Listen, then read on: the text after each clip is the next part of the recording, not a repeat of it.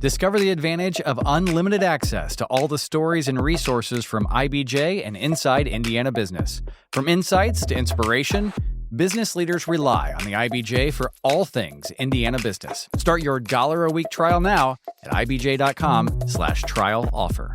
This is Inside Indiana Business Radio on demand for Thursday, May 14th. 2026. I'm Gary Dick. The Indiana Chamber of Commerce on Wednesday night unveiled the rankings of the 2026 best places to work in Indiana. A total of 150 companies representing some 30 cities and towns statewide are included in the rankings.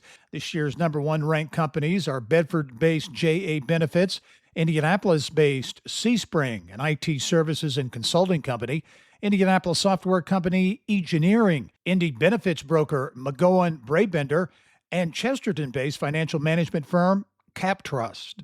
South Bend International Airport has broken ground on a nearly $20 million renovation project that officials there say will reshape how travelers arrive and depart from the terminal for the first time in decades. The year-and-a-half construction effort will upgrade drop-off and pickup areas with raised crosswalks and canopies and add a new lane for taxis, shuttles, and ride shares. The airport broke a nearly 30-year record for passenger traffic in 2025, with more than 1.1 million passengers. Nearly 2 months to the day that union members at the BP Whiting refinery were locked out, the oil giant and representatives of the United Steelworkers Local are returning to the negotiating table. BP said Wednesday that the two sides will resume contract negotiations May 18. From the state's number one source for Indiana business news, you're listening to Inside Indiana Business Radio. Indiana, start your engines. Join us from the Indianapolis Motor Speedway for our Emmy Award-winning Business at the Brickyard, presented by LiUNA. All month long, we'll bring you exclusive interviews, features, and a behind-the-scenes look at how the business of motorsports and racing drive the Indiana economy.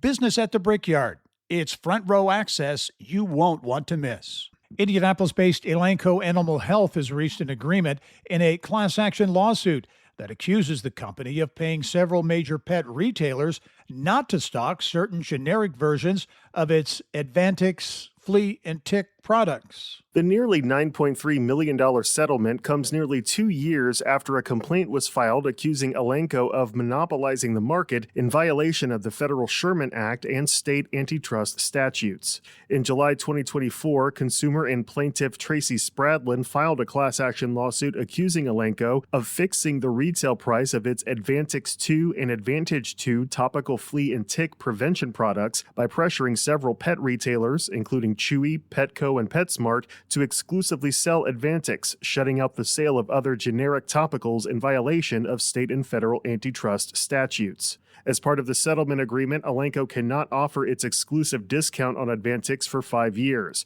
The defendants will also pay the total of $9.275 million to create a settlement fund that will be distributed to class members who filed claims. Alex Brown, Inside Indiana Business Radio. Officials in Charlestown have cut the ribbon on a $40 million project designed to upgrade the city's wastewater utility. The Charlestown Water Reclamation Facility was designated to handle about 4 million gallons of water per day, nearly double the previous capacity. Funding for the project included $12.5 million from the River Ridge Development Authority and nearly $10 million from the state's READY program. Quality of life investment in Southwest Indiana. The city of Evansville is moving forward with plans to build what officials say will become Indiana's largest splash pad at Englehart Park. Evansville-based ARC Construction will oversee the project, while Kokomo-based PlayPros, an outdoor design company, will supply and install the splash pad equipment. This is Gary Dick for Inside Indiana Business Radio on Demand.